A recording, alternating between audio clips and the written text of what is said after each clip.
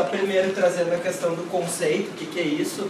O conceito nada mais é do que consumir menos ou consumir consciente, para que a gente tente frear um pouco essa aceleração de consumo que está muito grande, meio que de um tamanho quase que desproporcional. E aí a gente sempre viveu nesse paradigma entre crise e abundância, que também é conhecido como felicidade, né? Então a gente está numa crise econômica, política, geográfica e ética, e em contraponto a gente tem uma indústria oferecendo todas essas abundâncias de coisas e meio que encenando esse contexto através de consumo. E eu queria trazer essa discussão de quem que ganha nesse jogo, assim, né? Então, primeiro eu queria... Às vezes passa muito rápido.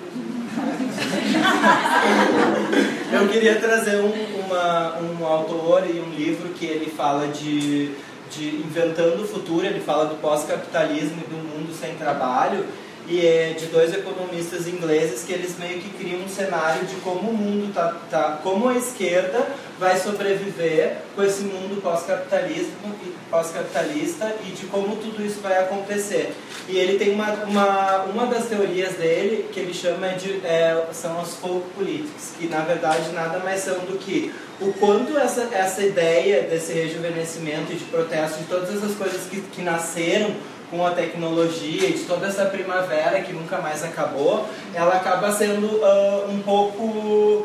Ela não deixa com que esses movimentos cresçam de uma forma tão efetiva, porque ela fica muito no campo da discussão, e muito no campo do protesto, e ela fica menos no campo da indústria, no campo da economia, no campo da política.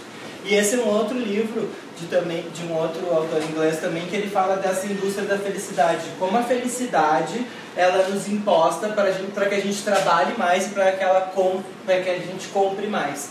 E o consumismo, ele, desde o fim da guerra, ele foi quem controlou a sociedade, ele é uma grande maneira de controle, e a gente vê hoje, por exemplo, um monge budista sendo o palestrante máximo de Davos, ou o cara do Headspace sendo o headliner do South by Southwest. Então a gente está meio que invertendo essa questão de felicidade em consumo também. E isso implica muito nessa questão de consumir mais ou menos. E daí a gente passa por esse conceito de felicidade, que ele sempre foi um conceito individual, e com todas essas questões de tecnologia que passou a ser um conceito coletivo, e esse conceito vira um negócio. E aí nesse ponto que é interessante a gente questionar realmente o valor do low consumerism e o quanto ele é sim positivo, mas o quanto ele ainda não chegou numa esfera para que realmente isso de fato aconteça e se prolifere. E isso também trazendo a palavra do ano, né, que todo mundo já sabe, é pós-verdade. Pós-verdade nada mais é do que verdade sem fato, então a gente pode dizer que pós-verdade é uma mentira. Então a gente está meio que nesse contexto de inventar coisas para que as pessoas entrem em situações que talvez elas fiquem bitoladas e continuem comprando. E daí aqui uns exemplos de moda, porque a moda nada mais, ela assim como a história, ela se repete muito, né?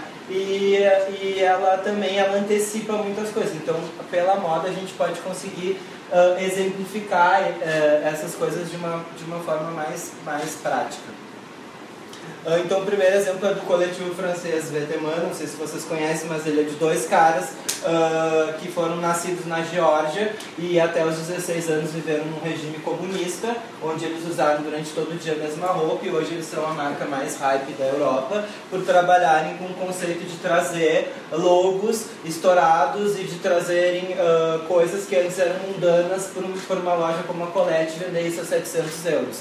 E a última coleção deles, eles retrataram todas as marcas que já foram icônicas e recustomizaram as roupas deles. Tipo, trazendo uma lógica do que já aconteceu nos anos 90, porém nos anos 90 era muito mais uma questão anti-consumo e hoje é muito mais uma questão ironia, por ironia, assim, não desmerecendo o trabalho deles, que é incrível. Outro exemplo é o Lemaire, que é um cara que realmente trabalha com Los Submarines, trabalhava na Hermès, saiu, cansou, foi fazer a marca dele, só que a marca dele é meio com preço faraônico que ninguém consegue comprar. Então é meio aquela coisa, dá uma paz de espírito, mas custa caro.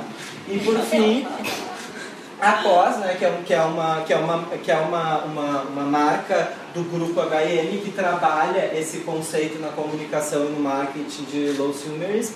mas nada mais é do que uma empresa da maior fast fashion do mundo, né, e ela vira o jogo.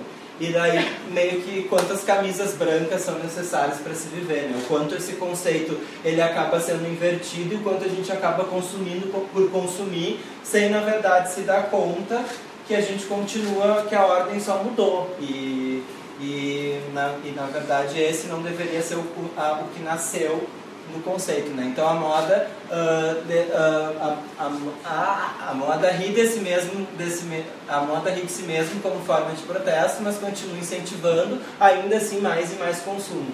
E esse na verdade é o contexto das folk políticas lá que o cara fala, para a gente ter mais cuidado e ser um pouco mais crítico enquanto a tudo isso.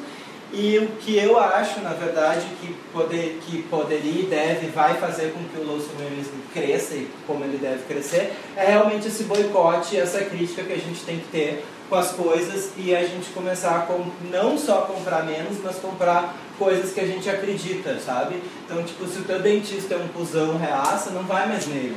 Se o Reinaldo Lourenço está fazendo a roupa da Bia Dória e tu é contra a política dela, deixa de comprar lá. E eu acho que a internet, todas essas tecnologias, elas nos dão esse poder da gente ter um pouco mais de informação e sair um pouco da bolha, e ao mesmo tempo elas nos põem então na bolha e a gente vai adaptando e puxando conceitos pra gente que na verdade nada mais são que os velhos conceitos de sempre. O que eu queria trazer aqui é pra gente meio que sair um pouco, estourar um pouco essa bolha e tentar pesquisar um pouco mais antes de comprar e dar realmente um significado que amplie esse termo por uma coisa maior e que isso tenha cada vez mais força. Obrigado.